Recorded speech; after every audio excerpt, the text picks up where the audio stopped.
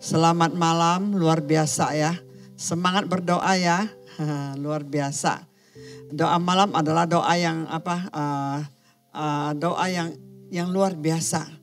Yang Tuhan selalu ada di tengah-tengah kita, amin.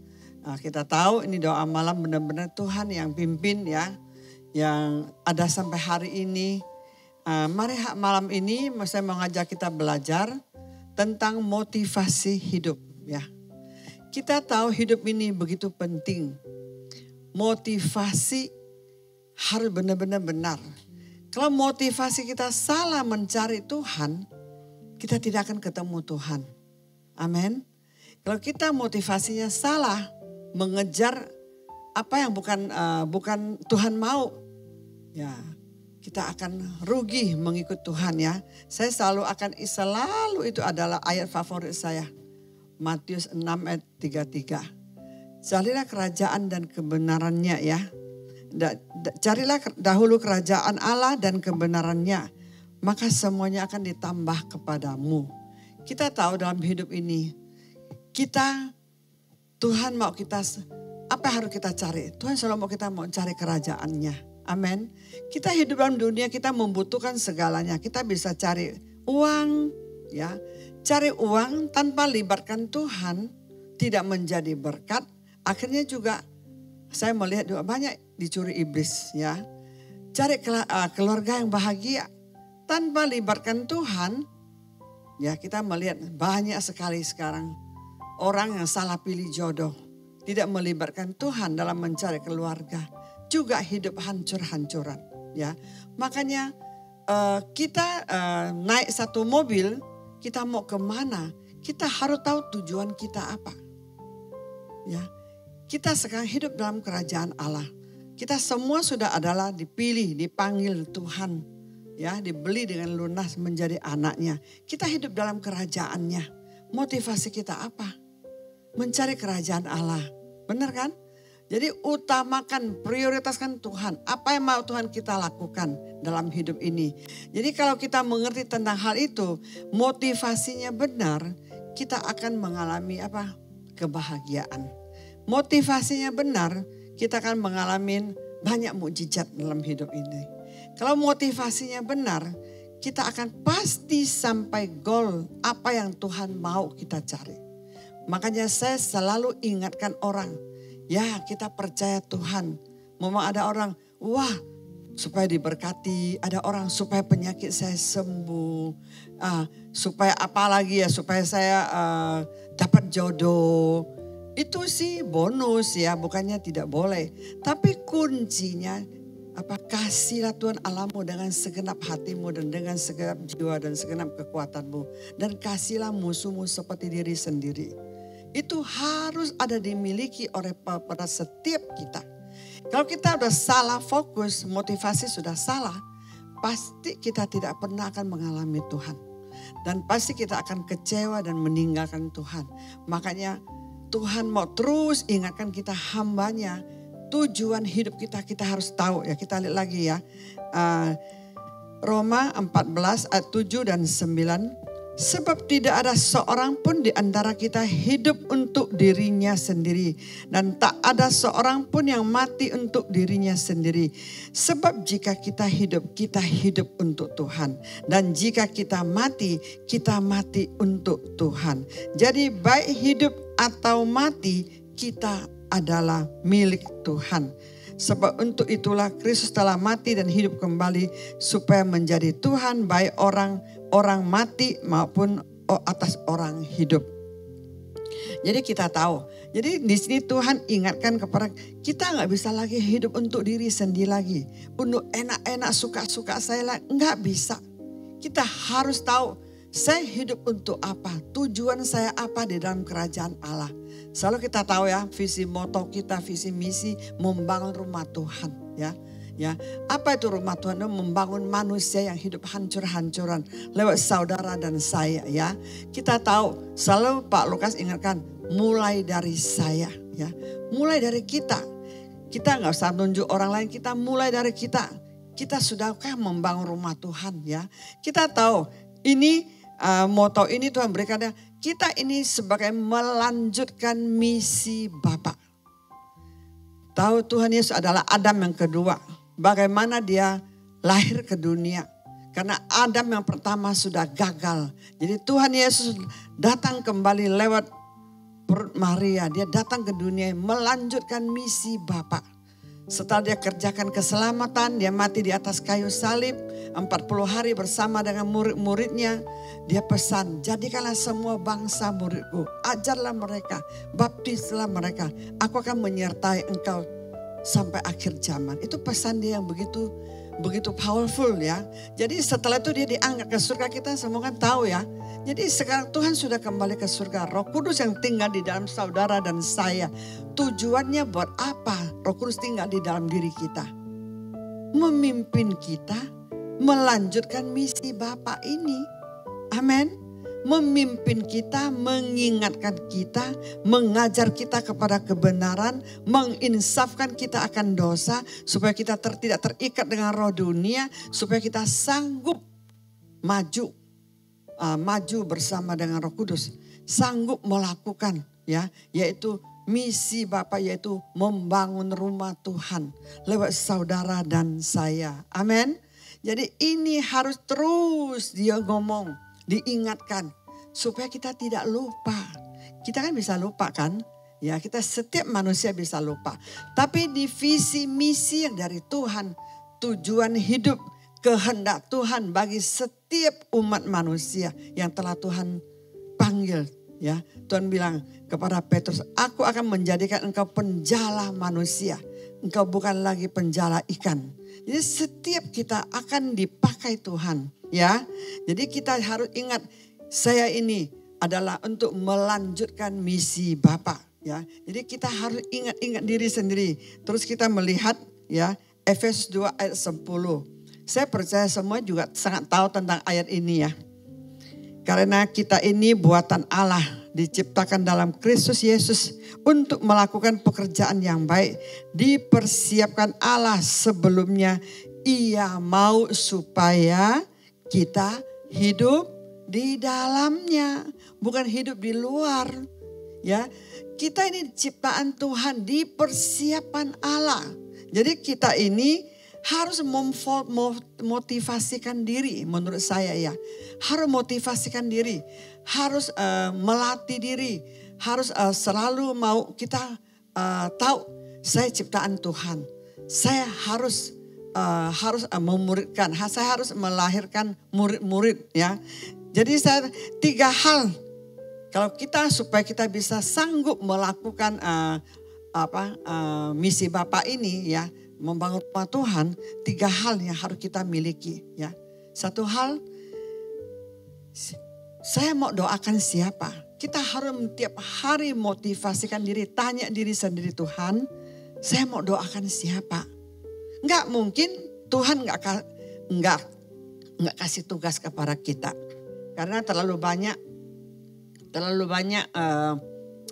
pikiran sendiri, urusan sendiri, terlalu sibuk. Jadi kita harus mendoakan siapa pertama, kedua memuridkan siapa.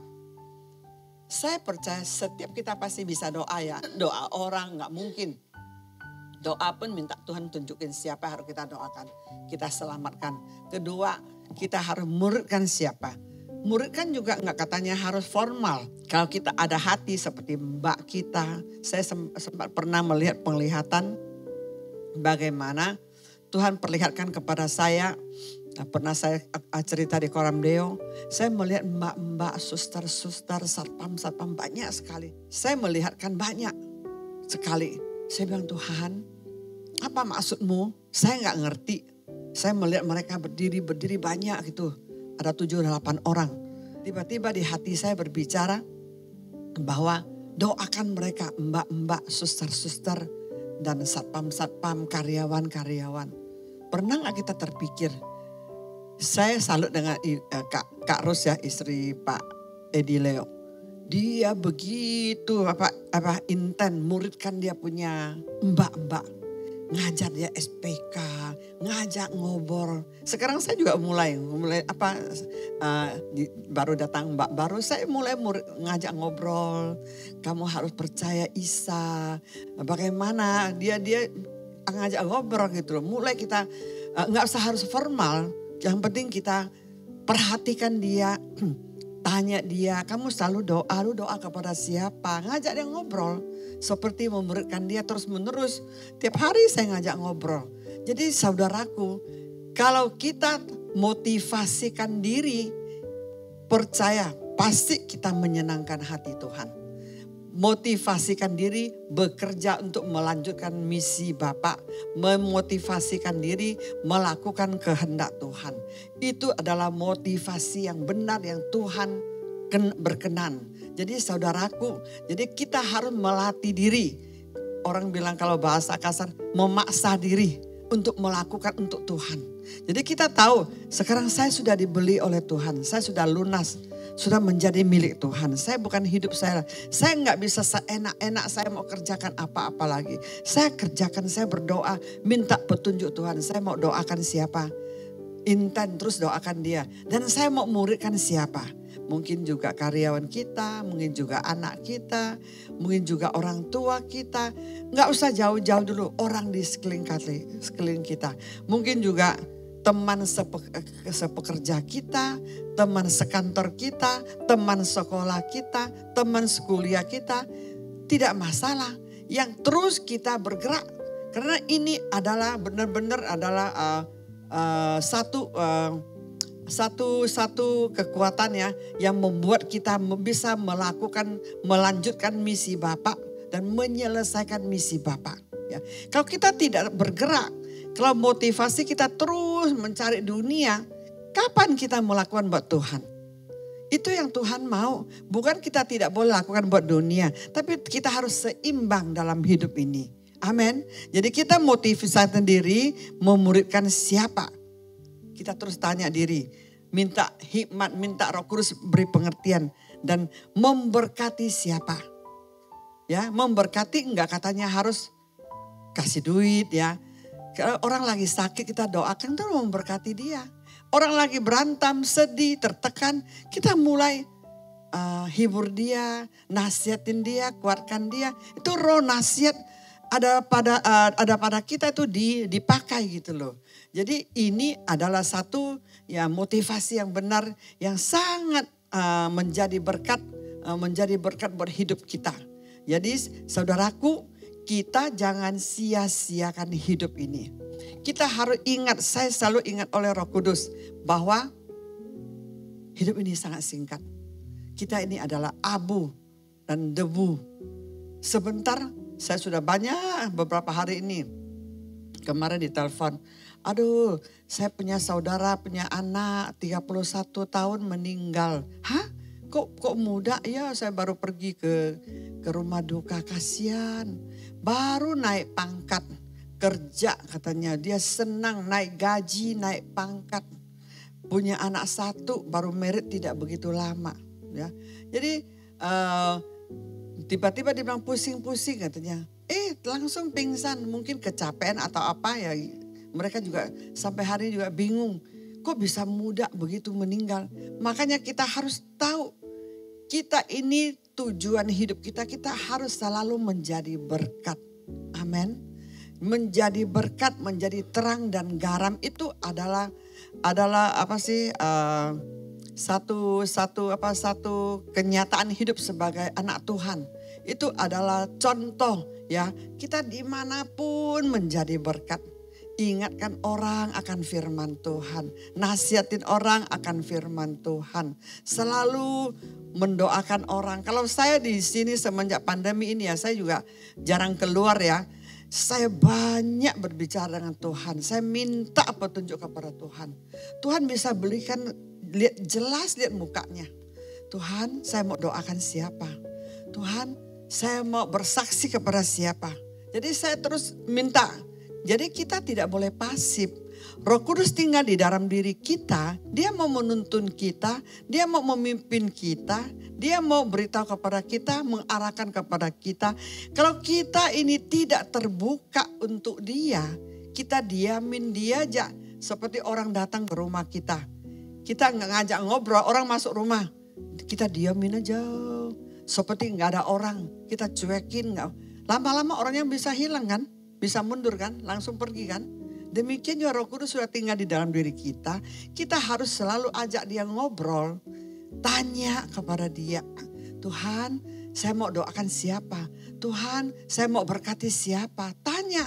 Makanya kita harus motivasikan diri untuk menggerakkan hati kita ini, ya, roh kita ini untuk mendekat kepada Tuhan dan mempertajam telinga kita untuk menangkap pesan Tuhan, mendengar suara Tuhan.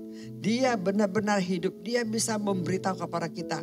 Mungkin lewat penglihatan, mungkin lewat mimpi, pernyataan Tuhan, mungkin lewat firman, mungkin lewat orang di sekeliling beritahu kepada kita. Ence, itu ada yang sakit tuh. Oh, tiba-tiba kita pergi besuk. Itu menjadi berkat buat dia. Amin. Jadi kita ingat motivasi hidup harus benar-benar selaras dengan firman Tuhan. Kalau kita mau diberkati hidupnya. Kalau kita mau berkenan kepada Tuhan. Kalau kita mau membangun rumah Tuhan di surga. Membangun rumah di surga dan di bumi ini. Kalau kita benar-benar kaya berlimpah di dalam kerajaan Allah. Jadi kita harus bergerak sesuatu. Kita tidak bisa pasif. Tiap kali saya kalau tanya Tuhan selalu ditunjukin kasih saya lihat. Nah kemarin lihat mbak-mbak, suster, karyawan. Entar lihat teman saya bertahun-tahun. Saya juga kan nggak tahu mau doakan kan saya doa banyak sekali kan. Kalian pemimpin nama semua saya harus sebut. Makanya kalau kalian kenalin nama saya, kalian namamu selalu saya sebut. Amin. Jadi kalau tidak kenal nama, jadi kadang saya nggak bisa sebutkan banyak sekali ya. Ada yang sudah baru pengerja baru saya nggak kenal gitu. Tapi ya pada waktu kita sebut nama, kita tanya kepada Tuhan, itu benar-benar Tuhan bisa tunjukin kepada kita lihat dengan jelas. Ini pernah satu teman saya itu puluhan tahun saya nggak kenal dia, bukan nggak kenal, nggak ketemu dia. Ya, telepon pun saya jarang. Saya tiba-tiba penglihatan melihat dia lagi sakit sesak napas. Dari saya teleponin, saya cariin. Begitulah kita menjadi berkat, kita terus nggak bisa pasif ya. Kita terus supaya dia diselamatkan. Kita terus menasihatin, bersaksi. Saya teleponin, dia masih nggak ngaku dia sakit. Akhirnya lama-lama saya tanya, oh gimana suamimu? Kenapa saya lihat dia sakit dan sesak napas? Oh dia baru ngaku, dia baru ngomong iyalah. Cuma dia sakit begini katanya, udah ke rumah sakit Pontianak sekarang bawa ke Jakarta. Oh iya saya bilang saya tidak kebetulan Tuhan mau selamatkan dia, saya mau doakan dia. Jadi saya mau ketemu dengan dia. Tapi dia terus bilang suaminya memang keras gak mau ditemukan. Dia udah merasa dia malu, dia sakit gak berani ketemu saya. Tapi saya bilang kamu harus ingatkan suamimu ya, harus percaya Yesus ya, harus cari Tuhan ya. Suatu malam dia bisa mimpi begitu, dia cerita ke saya. Makanya gara-gara kita doain orang, gara-gara kita selalu sebut namanya, gara-gara kita menjadi berkat buat dia, Tuhan bekerja loh. Bisa Tuhan ingatkan dia. Suatu malam dia lagi sakit, dia kan sakit, dia udah berobat terus ya. Waktu itu dia gak jelasin dia sakit apa, dia cuma lihat sesak napas saja. Dan setelah itu dia bilang, semalam loh katanya saya punya suami katanya mimpi apa? Mimpi ada satu orang bicara ke dia. Penyakitmu harus percaya Tuhan Yesus pasti disembuhkan katanya. Dia bilang gitu, aduh saya dengannya senang. Berarti Tuhan benar-benar bekerja lewat doa kita ini Tuhan bisa bekerja. Menjamah lewat kota, lewat laut, tuh kuasa Tuhan dahsyat sekali. Hanya dengan doa. Akhirnya saya bilang, ya kalau gitu saya ketemu suamimu boleh gak? Dia bilang jangan dulu, dia lagi sekarang masih lemas, masih mau ke rumah sakit, jangan dulu dah katanya. Jangan dulu, jadi saya gak ketemu dia. Tapi suatu hari dia telepon saya, dia nangis-nangis, suaminya sudah meninggal. Tapi dia bilang, semalam dia bilang gitu, kamu jangan ganggu saya ya. Saya sudah mau ikut Tuhan Yesus. Saya sudah melihat surga indah sekali. Dahsyat enggak? Makanya pokoknya kalau dia ngaku Tuhan Yesus, saya percaya dia diselamatkan. Ya, makanya saudaraku, kita jangan malas untuk mendoakan orang, untuk apa sih? Untuk motivasikan diri berbuat sesuatu buat Tuhan. Amin. Inilah kesempatan kita.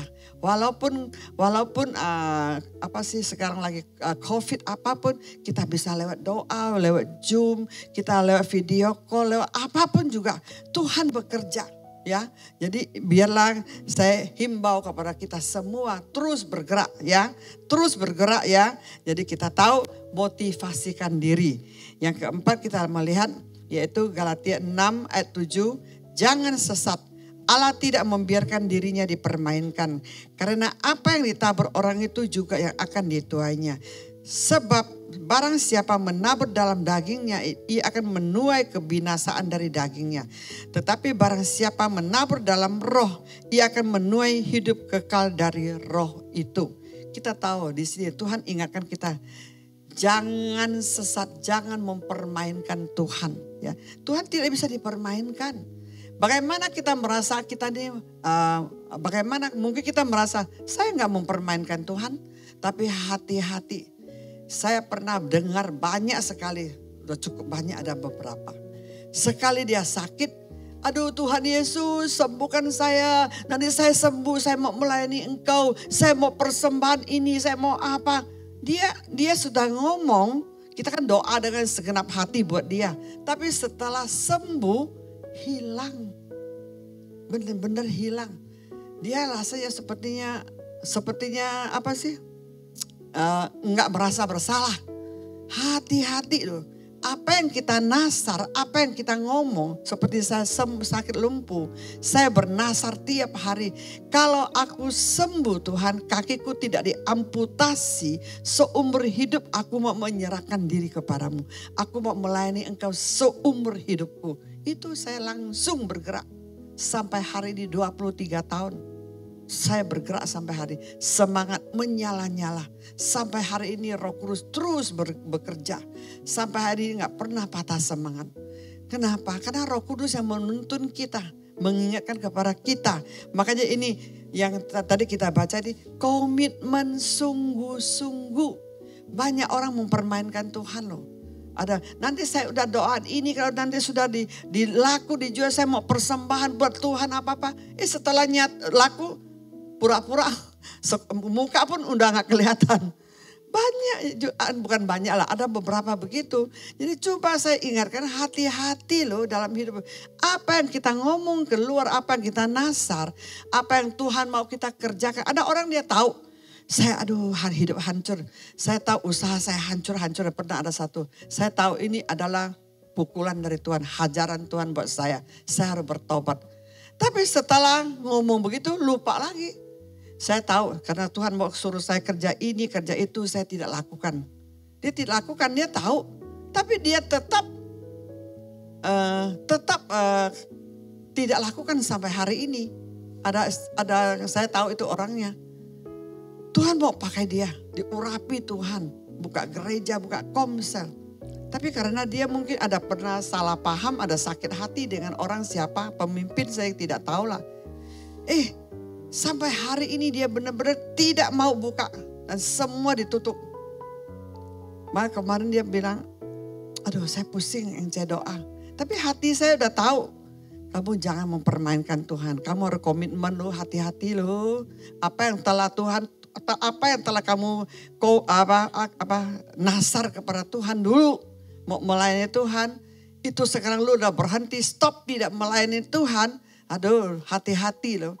Jadi saya cuma bisa ingatin tapi nggak bisa berbuat apa-apa. Biar dia urusan dia dengan Tuhan.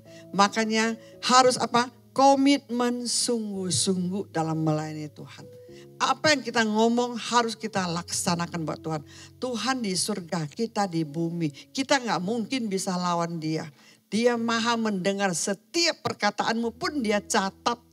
Setiap omonganmu pun dia catat. Saya mau full time, saya mau melayani Tuhan. Akhirnya dia bohong diri sendiri. Dia tuh mempermainkan Tuhan, dia tidak sadar. Makanya dia akhirnya banyak masalah hidup. Kasian sekali orang begitu.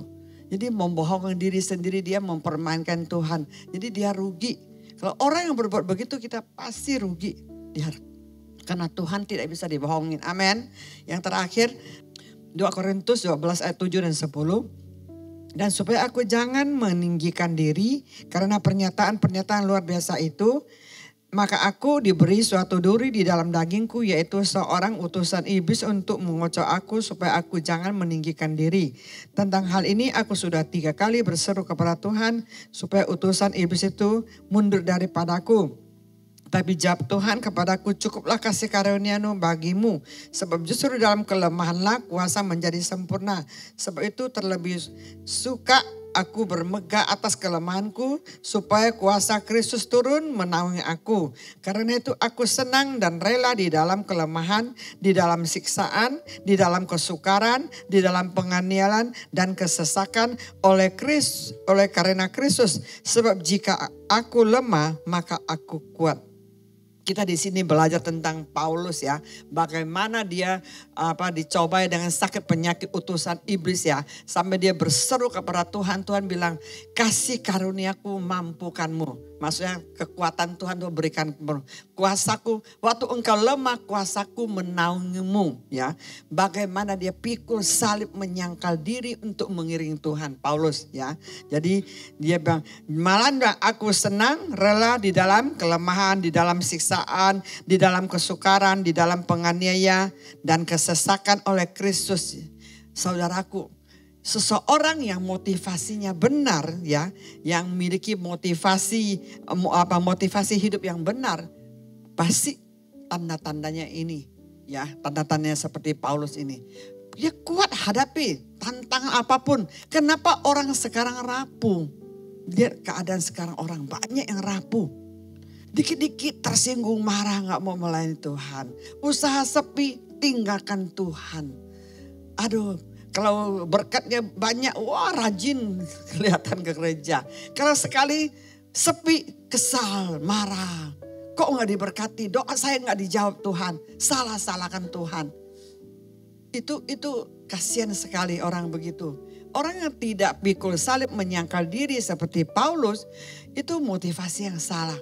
Kita tidak akan sampai tujuan, kita tidak akan menang. Karena Tuhan memang memanggil kita, setiap kita pasti akan diproses. Amin.